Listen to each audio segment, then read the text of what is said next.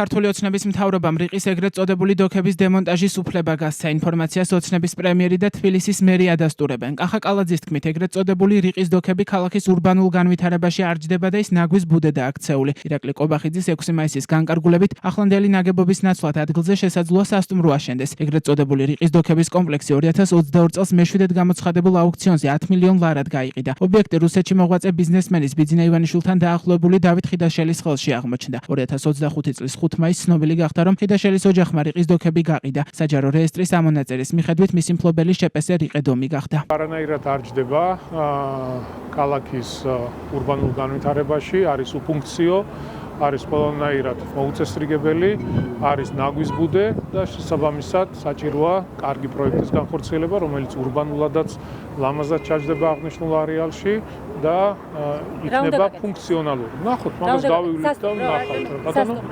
შეიძლება სასტუმროც, თუმცა გავივლით მაგას ურბანულად პროექტიც იქნება.